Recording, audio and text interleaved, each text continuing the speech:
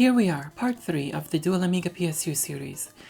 In the last part, I realized that there was going to be an issue configuring the ammeters. In this part, I will explain exactly why and try and find a workaround. If you haven't watched part 2 or even part 1 yet, I recommend watching this series in order for this video to make more sense. The links to the previous parts is in the description below. So, let's continue. Do check out PCBWay. They do high quality custom PCBs, single and double-sided, as well as both surface mounted and through-hole assembly. They have a very fast delivery service, so you will get your PCB delivered to you in no time. Good morning, and Arabic coffee, and probably an overdose of it actually, because it's strong to begin with, but this is quite a big mug for Arabic coffee. Okay, so now with regards to this ammeter, we have positive rail here and we have ground, and voltmeter and ammeter. This is all in a single unit, of course. The voltmeter side of it, in fact the whole thing, is display and everything is connected to its supply voltage, which is that red one, yeah, that's going to that plus volts, and the ground's going to that, of course. And that is the test probe. Now, I want the voltage to be the supply voltage, you know, whatever it's supplying. I want to test that voltage or just like have it displayed. So I connect the voltage there. Right, now the ammeter. Thing is with this, what they've done, and we have a load here, which is like that fan. Yeah, so the ammeter. The problem what they've done here is normally with an ammeter, you would just have positive going into the ammeter, right? And then from the other side of the ammeter, you'd have it going to the positive of the fan, or the load, whatever it is. And then you'd have that going in, connected to ground. So current can flow from positive, and then it goes into here, goes into the load. So this ammeter will successfully measure the current draw of this load here. Now that's how I've always learned about how a freaking ammeter works, yeah? What they've done here with this ammeter is they've bound this to ground. Why? I don't get it. So the only choice you have here is to connect the positive to the top rail directly, and then the bottom one connect it to there. So I've only got a choice of that. I mean, yes, sure, it works.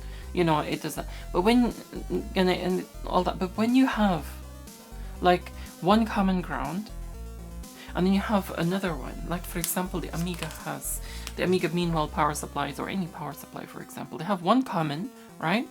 And they have plus 5 volts here, plus 12 volts there, and then there's the minus one, which, you know, we're not. The voltmeter is fine, no, there's no problem.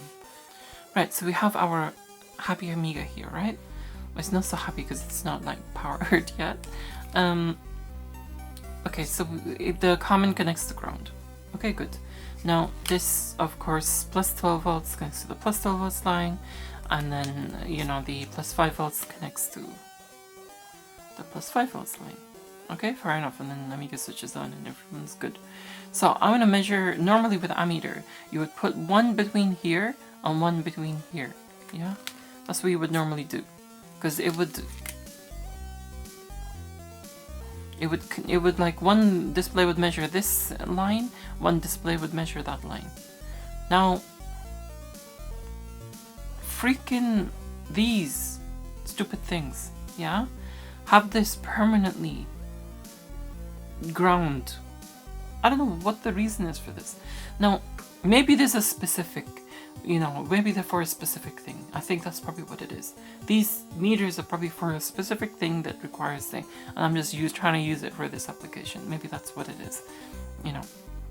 So there's no way to connect them here, because obviously you're gonna like connect this to freaking ground, and just because I'm even gonna power it, it's just gonna short the power supply.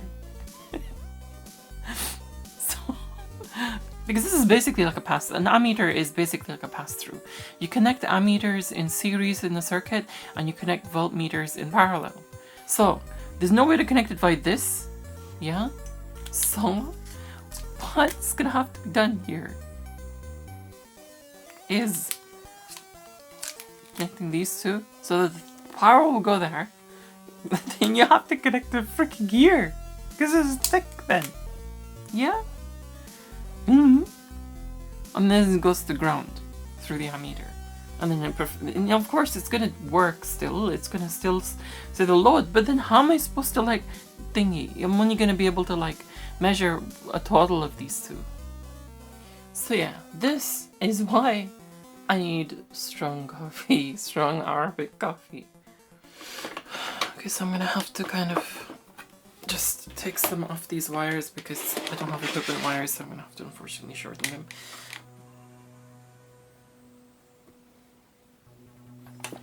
And we got good lengths here, and also some wire to play around with. Let's have a look at the good lengths. Oops, forgot about that.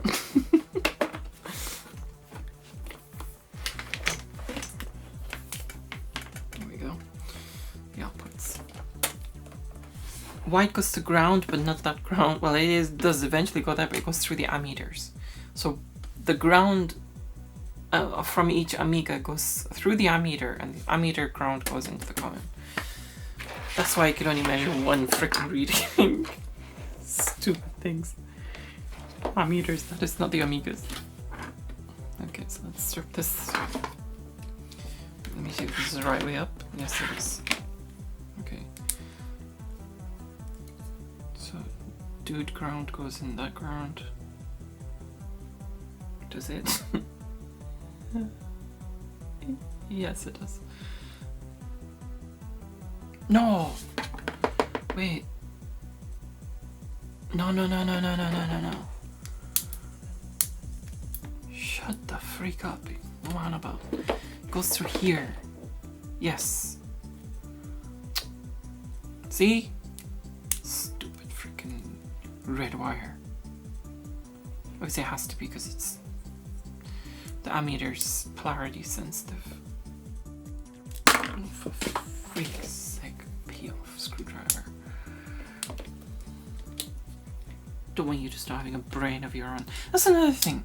Why are we living in an age where everything is like smart? There's no joke. We went to look at, because we're doing housey stuff, right? And I'm ordering like garbage bins or dust bins or rubbish bins, whatever you freaking call them, for each room. And it's like there's something called a smart bin. What the heck now? Even bins are connected to the internet. Why? What's the need? Even fridges don't need to be. Come on. We can't have everything automated. Besides, what's freaking smart bin? What will they do? Ooh, I'm full. Yeah, like I can't tell. Stupid thing. Be like, yeah, duh. Cause you're full, you're freaking overflowing. I'll change you. I'll change you. Why does everything have to be stupid smart? They're running out of... I think humans have just invented everything that needs to be invented. Now they're just like clutching at freaking straws. Humanity's just going downhill trying to clutch at straws. Okay, so we have 5 volts and 12 volts going in here, but they have to... I mean, they can't go in via that, but this needs to kind of... Yeah, so I'd rather than having multiple things connected to this, to these terminals here, I'd rather have multiple things connected to these, because these are designed... Well, they're not designed for it, but they're wider and they're larger, so I'd rather have that. And besides, having a freaking smart fridge that connects to the internet. Everything connects to this freaking internet. Now, well, the fridges don't yet, and I hope they don't, but it's like, why orders your food for you? So what, our spare time is just like doing more work? That's what it's gonna be, unfortunately. We're not like, I don't believe we're like living properly as humans anymore. I think that's probably why a lot of us feel nostalgic for the 80s, 90s. The world's changed a lot since the 80s and 90s. Get off. Get the freak out. Almost like when you have everything done for you. It's almost feels like you have your freedom taken away. The to actually do these normal everyday things, which I think human beings actually need to do to start valuing things. Get. Oh, freak sick. Right, we have wire. Yeah, that's all it was for. Stupid wires. Actually, I'm gonna have to do it with the other one. So I need to split these in two because we need them for each of these power supplies. So it's gonna be like... Right, so bottom meter 5, top meter 12, alright? So the bottom meter is this one. Right, so while wiring all this up, my foot just kicked this, and I remembered that I need to do Molex connections. Okay, so I'm gonna need 4-core wire for this. 4-core cable, sorry, for this. And I don't have any around here. I don't know if I left it over there or actually just don't have any. So I'm gonna have to order that. So that's gonna have to be a revisit. And I'll have to do that later on. Because I need a Molex connection for each of these coming outward, you know, so there's an option for connecting something Molex. And of course, if you need more than one peripheral, where's it gone? If you need more than one peripheral, then, you know, I've got adapters there that can kind of multiply the Molex, right? So this, yeah.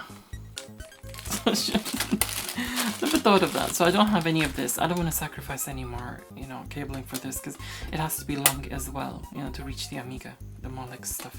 So yeah, I'm gonna revisit this at some point in the future and just, yeah, Molex connections. But that's okay, you know, at least we can use the Amiga ones for now. I was also thinking, now that I've realized that I can only display the total current draw of the Amiga through one of the two ammeters, it actually renders the second ammeter redundant, as it's just disconnected now. So, I can actually use the second ammeter to display the current draw by the external peripherals, which are connected via the Molex. At least that way, the second display is put to good use.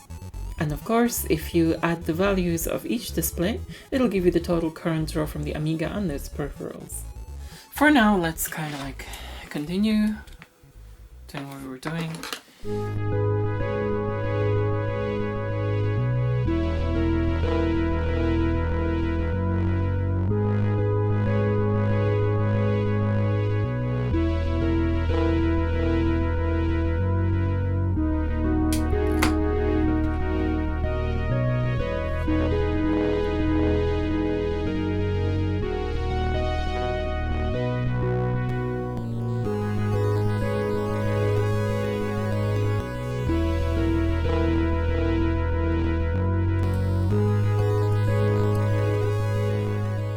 Now, for the grounds, all this two lines, ground for the two Amiga lines coming into here. Now I'm not gonna use that, of course. I'm gonna use much thicker cabling here just to go to the actual power supply unit itself, because it needs a thicker cable, obviously, if it's catering for two lines, you know. So that's why I've kind of like got these, and I've put tape around them to indicate that they're ground. This is what happens when you show off your equipment's over there. But we make do with what we've got at the moment, and sometimes the beauty in it is exactly that. It's like how the programmers back in the 8-bit computer days and 16-bit computer days worked with limited memory and resources. They worked hard to get the same effect with what was available. I think being put in that situation expands a person's mind and soul, makes them become more creative and innovative. It's like that with all the aspects of life, really. Whether it's money, food, health, or whatever. When you're given everything, when you're uncompromised, you tend to just take it all what you have for granted and use it without a thought. There is less inner development then. It just becomes a process, and every day just becomes mundane. And the resources are just taken for granted. But if you are compromised in some way, you tend to find ways to work around it, which leads to personal development of the mind, the body, the soul.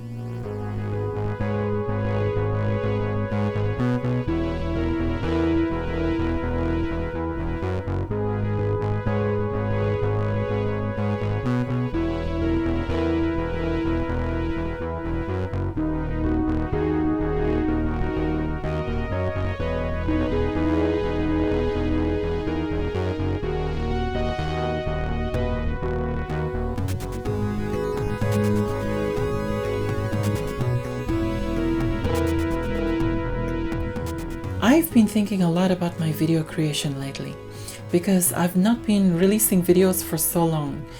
It helped me reevaluate things.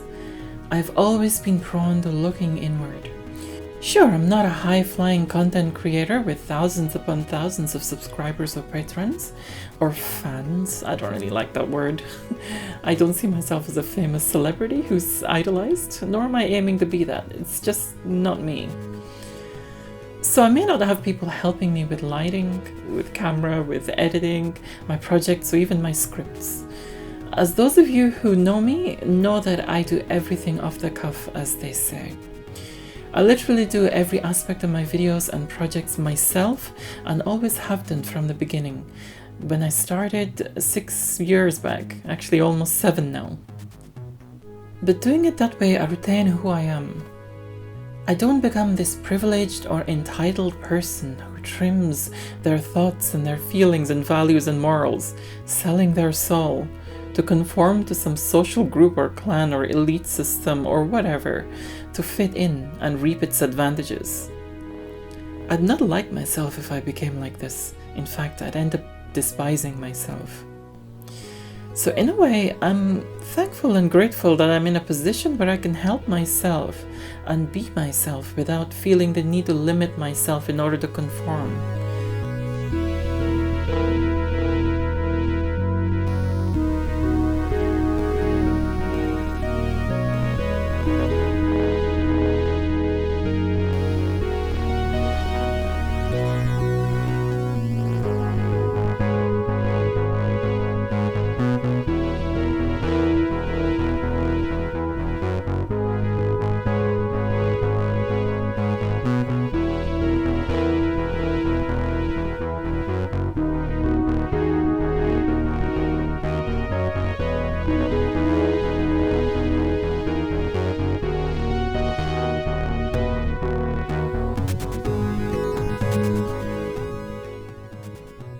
Popularity, fame, and power and wealth have an ugly hidden side which is always unseen. Sure, high flyers may seem like they have it all, but you don't know the sort of things that they gave up in order to have it. In life, the game is rigged, and if you chase these things and conform just to get what's perceived to be the winning side, you have to then keep tearing off shreds of your soul in order to do that. That's why you gotta be careful not to slip up. To be an individual and break away from the norm is one of the hardest things in life. I'm thankful that I can treat life for what it truly is rather than chase social statuses and all these things. To be an individual and break away from the norm in a world that is catered to serve narcissistic attitudes and mentalities required for popularity and power and all this is one of the hardest things in life. But it lets you maintain your soul. Even if you're an outcast, you get to feed your inner spirit. I'm very feeling and mood orientated. Whatever I do, whether I'm creating music, photography, painting, or even creating these videos, I spend hours upon hours editing, and I wouldn't be able to nor ask anyone or pay them to even do any editing for me, even if I had 1 million subs and had all the money in the world and all that comes with it. I need to have that freedom to create. I may not be the best out there at electronics or anything that I do on my channel, but I don't try to be. In fact, I consider myself an amateur when it comes to electronics. I'm not a know-it-all, and frankly, I don't desire to be. And that's not where my self-value lies. I seek something deeper. I'm an introvert, and topping that, I've always been prone to strong feelings in all aspects of life. Call it a painful blessing. Especially feelings of nostalgia, of course. But all what I do is merely a way for me to harness those feelings and passions and try to create something that portrays what's inside of me. Even if it ends up only showing just a hint of it. Not everyone will get all this, and that's fine. Not everyone is the same inside. Right, so the neutral is connected to this for the neons. That live is connected there. I'm just double checking in my own mind that I've got everything right. I do this a lot. I double check, make sure that everything's properly done. Right, so a neutral goes to each of these. Okay, gotta be a little careful here. This switch on this side, the green one, is for this one, so I have to connect this live to that side, that power supply, sorry. Yeah, everything seems wired up here, to be honest now. So we can just continue. Okay, so that's in. That side works. And that's in, and that side works. We have 12 volt lines working, 5 volt lines working. Now there's no load, there's a slight sound, you know, the inductors. But once you have a load on it, now I'm going to start fitting things into place. Now, bear in mind that we're going to revisit this because of the Molex connectors. I'm going to have to create 2 more holes up here. But it's just literally a matter of, like, you know, getting more of this 4-core cabling. Having 2 wires come here and then just like connect to these terminals. Okay, so the crucial thing here before I start putting everything together and sticking everything down is I want to calibrate these meters here. And of course I've got a Fluke 87V, which is really accurate. So that's showing 12.1 and this is showing 12. Because it's teetering on 12.1 and this one's also teetering on 12.1. Turn this one off. Turn that one on. 12.6. Yep, that's showing fine. Now this one is 5.7. So that's showing 5.1. So I need to bump that up to 5.7 or even 5.6. Okay, so they're all showing what they should show now.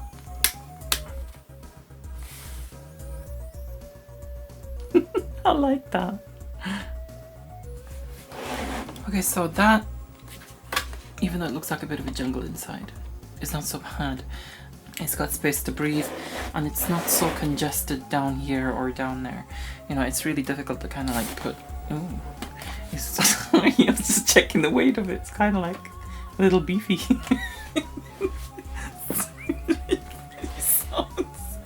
Anyway, what was I saying? It's just, I don't know my brain sometimes. Let's turn that off, we don't need it. Alright, so, yeah, everything's fine. I'll stick these down now with epoxy resin. So I know exactly where to stick them now. And it's not where the sun don't shine. Well, it might be because it doesn't shine here, does it?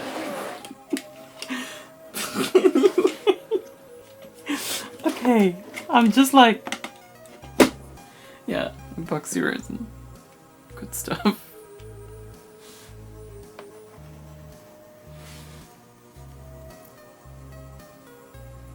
Two-part to mix them together.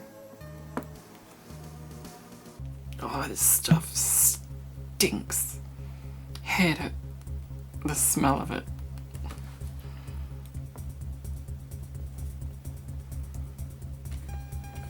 Okay, now they're sliding around as if it's some freaking ice rink here. So what I want to do is I want to hold them still until they're solid. Okay, so 30 minutes have passed and this has stuck on solid now, these two here. There is no shifting them whatsoever, so that's permanent. I will assemble this up and then test it, check, you know, everything coming from the outputs, double check it against, you know, the other power supply that works, because this is Amigas we're talking about and I want to make sure that everything is just right before I even put this thing near an Amiga. You know, I'm very, I don't know, I love Amigas and it's just, you know, power supplies, you have quite a responsibility, you know, making them like this. So, yeah, I want to make sure that everything is good.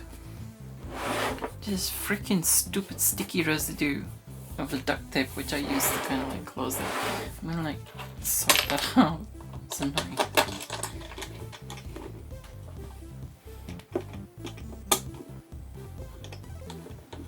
Bottom left is shield, bottom right is 5. Okay, perfect. This one's fine. Let's check the other one. Top right is ground. Top left, 12 volts, plus 12 volts. Middle, center is minus 12 volts. And the bottom right is 5 volts. And there should be nothing on the shield. Yep, perfect. Okay, so what I decided to do when I was calibrating these things is add thicker wires to the ammeter, you know, disconnected one of the ammeters and added thicker wires to this one so that, you know, the current doesn't have to be divided by that. Now, the bottom ammeter doesn't work. Well, it's disconnected. And the top ammeter just shows the total because I know it's going to do my head and trying to constantly add these two up. And, you know, it's just, no. I want to just see a display and know what the current draw is on the Amiga. So let's turn this on and we will see here that this Amiga 500 is drawing 1.5 amps roughly. And that's not on the 12 volt line, that's on both lines. So yeah, so this shows nothing now, this shows everything. Right, so let's put a disc in. It's kind of more fun knowing exactly how much. So it's 1.8 amps, almost 2 amps with a floppy disk drive on both the lines, 5 volts and 12 volts. Link that up to the Amiga and we have the same thing. So that is all for today. There will indeed be a part 4 where we test this thing properly and have some Amiga fun while we're at it. There will also be a part 5 in future, which will be a revisit once I've got the cabling to do the Molex connections. I've also decided to then connect the ammeters, which are disconnected at the moment, to the Molex connections. That way we can see the current draw from any external peripherals on the second display. Anyway, for now, I will say adios. Many thanks to all my patrons for supporting my channel, especially to those supporters of mine who deserve an extra special thank you. Rishi Carpet, Electronscape, Axel Dominator, Stephen Leary, Aaron Metcalf, Starlight Minako, and Chris Sablensky. Do see the video descriptions below to check out my patrons' websites and YouTube channels.